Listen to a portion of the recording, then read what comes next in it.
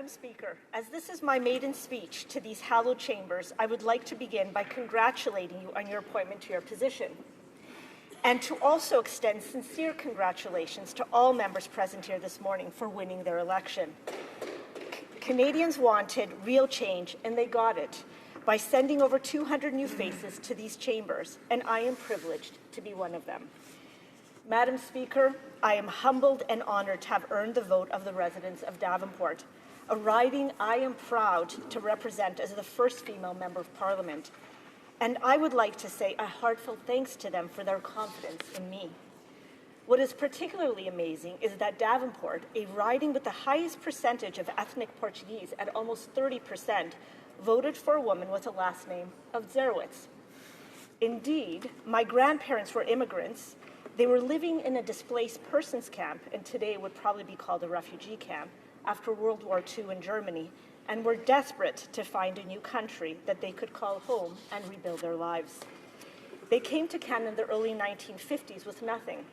They were a broken people in every way, financially, physically, and spiritually.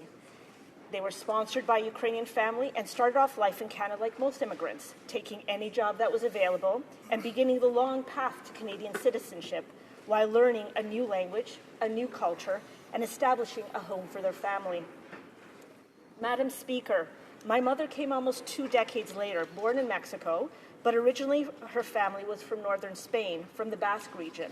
Her name is Maria Amparo Lizárraga Zataran, but you would never know that by seeing my last name, which is Dzerowicz. Canada represented to my grandparents and parents a country that stood for freedom, progress, opportunity, fairness, and compassion. I grew up in a working-class family that struggled to make ends meet in less than ideal living conditions. And in spite of the daily struggle, my parents never missed an opportunity to remind me of the importance of education, of hard work, and to never take for granted that I was lucky to live in Canada. And indeed, Madam Speaker, one of the key reasons I became a member of Parliament is that I believe that everyone should have the same opportunities I've had growing up: access to excellent, affordable education, a healthy environment, great jobs and opportunities, and a social safety net to help just a little when times get tough. All these things are essential if each one of us is to achieve our full potential, and I became an MP to protect and fight for them on behalf of all Canadians. And that's why, Madam Speaker, I am honored to speak to the measures in the speech from the throne today, because they embody the values that are the foundation of this great country. They help create a Canada that will allow a person, a family, to prosper, even if you come with nothing but a willingness to work hard and a desire to take advantage of the opportunities that are available. And the speech from the throne sets the stage for a country that will be a strong global citizen, a leader in combating climate change, a leader in promoting peace and fighting poverty, both nationally and internationally. And so it should be no surprise, Madam Speaker, that the measures in the speech from the throne positively benefit the residents of the Davenport riding, and I believe will do much to improve their lives, both individually and for generations to come. Madam Speaker, Davenport is a riding located in downtown West Toronto. It was largely a working-class riding until housing prices appreciated considerably over the last 10 to 15 years. The riding has now moved squarely into the middle-class category with an average household income of $67,000 and a median household income of $56,000. Jobs and economy are the #1 priority for the residents of Davenport. The cost of living keep increasing. Wages have been largely flat for many years, and the growth of the economy has been slow for a large part of the last decade. And that is why, Madam Speaker, the government's commitment to reducing taxes for the middle class means more money directly in the pockets of most of the residents of Davenport. Additional dollars will go a long way to help residents who are struggling to make ends meet on a daily, weekly, and monthly basis. Madam Speaker, Davenport is a wonderfully ethnic riding that very much reflects the beautiful diversity of cultures, religions, and languages in Toronto. Over 50% of residents were born outside of Canada, and they have been part of the amazing immigrant community that has built this great country. But for too many years, Madam Speaker, immigration issues and how difficult it is to become a Canadian citizen has been a top issue for so many residents families, and organizations in my riding. Like my grandparents and parents and all other immigrants who came before, potential Canadians are looking for a clear path to citizenship. And indeed, if we are to have a strong 21st century economy, we have to get our immigration policy right. And that is why, Madam Speaker, this government's commitment to changing key aspects of Canada's immigration policy is so important, including doubling the new applications for parents and grandparents, accelerating current processing times, and providing immediate permanent residency to new spouses entering Canada. Taken together, these changes signal to current and future Canadians that being an immigrant is not an imposition on existing Canadians.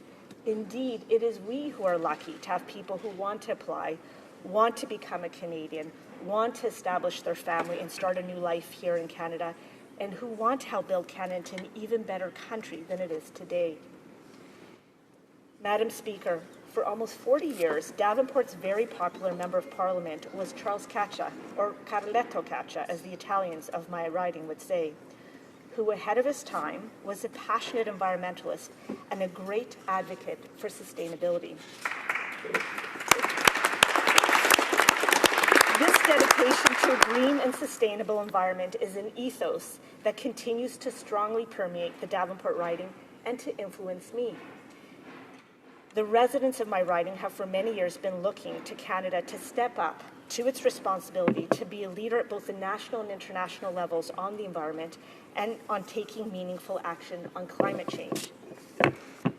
In Davenport and in communities across Canada, people are pleased, Madam Speaker, to see that the Liberal government is acting on our commitment to protect our environment while growing our economy by, one, joining the Paris climate change talks in which Canada has been asked to facilitate the final negotiations, which is currently underway now.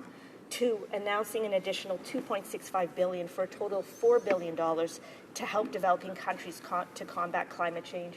And three, by committing to develop a clear plan to combat climate change with the provinces and territories within 90 days of the end of the climate change talks. In just a few short weeks since being elected, we have taken meaningful steps toward a real plan that will make a difference at both the national and international stages. Madam Speaker, words matter, actions matter, and leadership matters. Over the last few weeks, this government has taken some very concrete actions to illustrate our shared values and our commitment to freedom, equality, opportunity, fairness, and compassion, the very values that brought my grandparents and parents to this country.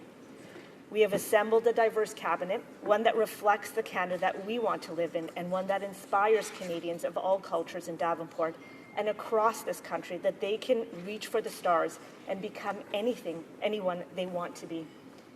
And for the first time in Canadian history, the Prime Minister leads a cabinet that is gender balanced, an equal number of men and women, proving that sometimes you don't need quotas or legislation, but true leadership to create real change. Similarly, this Liberal government is acting daily and aggressively on our extraordinary commitment to bring in 25,000 Syrian refugees by the end of February 2016. This action reflects Canadian values at their best. Madam Speaker, I know I speak on behalf of many in Davenport when I say these measures have brought Canadians together and have made us proud to be Canadian. Madam Speaker, I will end with a statement that the Prime Minister made a couple of years ago that has always stayed with me because it is the heart of why I am an MP and why I will always fight to create an even better Canada. And it is, if we do not give every Canadian a chance to succeed, we do not live up to the potential of Canada. This is what I think is at the very core of what the speech from the throne is about, creating the Canada that we want to live in, that we are proud to call our home, and one that will allow each one of us to achieve our greatest potential. Thank you, Madam Speaker.